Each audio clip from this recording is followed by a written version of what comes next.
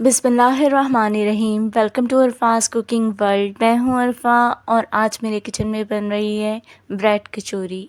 ये कचौरी इतनी खस्ता और लजीज होती है कि खाने के बाद आपके मुंह से बेख्तियार निकलेगा वाह। मालूम नहीं कि गुनाह कितने हैं ए रब, इस रमज़ान के सदके बख्श दे। बनाते हैं मज़ेदार और खस्ता कचौरी। 2 आलू बॉयल कर लेंगे और उसको मैश कर लेंगे। उसके बाद मैंने चिकन को बॉयल कर लिया था सिर्फ नमक डालकर और मोटा मोटा श्रेड कर लिया था, वो भी इसमें ऐड कर देंगे। हरे प्याज का सिर्फ हरा वाला पार्ट इसमें ऐड करेंगे। अब half teaspoon black pepper powder add करेंगे, half teaspoon white pepper powder add करेंगे और हाफ़ टी स्पून नमक ऐड करेंगे।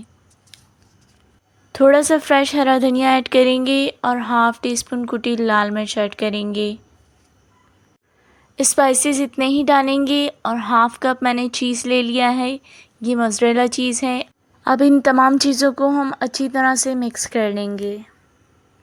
अभी स्टफिंग को हम साइड पर रख देंगे और ब्रेड की कटिंग कर लेंगे। ब्रेड के मैंने 10 पीसेस ले लिए हैं और इसको मैं एक एक करके काटूँगी।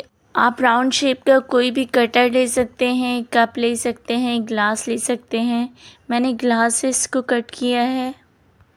राउंड शेप में ये सेंटर का पीस हमारे पास आ जाएगा। इसी तरह से मैं 10 पीसेस निकाल लूँगी क्योंकि मुझे 5 कचौरी बनानी है तो मैं 10 पीसेस इसके यूज़ करूँगी। अब हम ब्रेड के हर पीस को इस तरह से पानी लगाकर गीला कर लेंगे। बहुत ज़्यादा भी नहीं लगाना है और बहुत कम भी नहीं लगाना है। स्टफिंग इसमें डालेंगे और प्रेस कर देंगे। स्टफिंग आप अपनी मर्ज़ी से डाल सकते हैं, कम या ज़्यादा।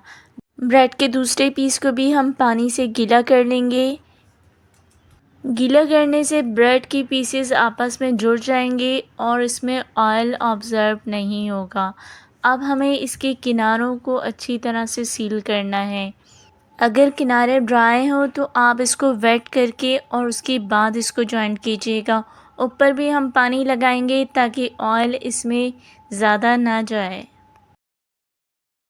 पानी लगाने के बाद भी हम इसको प्रेस करेंगे ताकि कहीं से भी ये खुला ना रहे।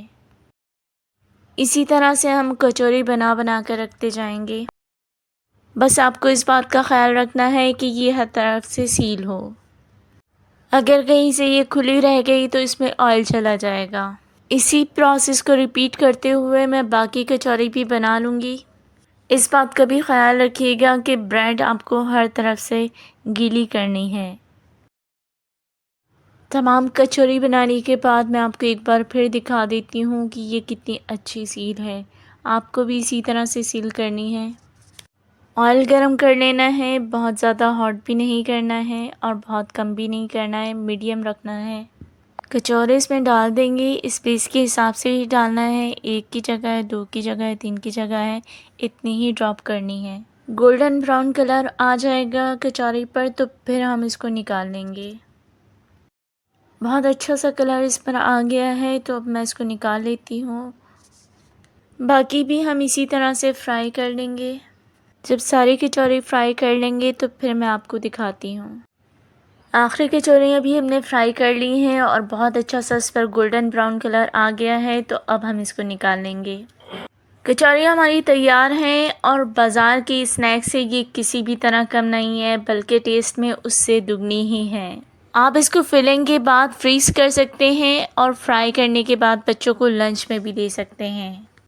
आपका लाइक, सब्सक्राइब और वीडियो शेयर करना हमारे लिए हौसला अफजाई का काम करता है और हम में मज़ीद मेहनत करके अच्छी वीडियोज़ बनाने का जज़्बा पैदा होता है।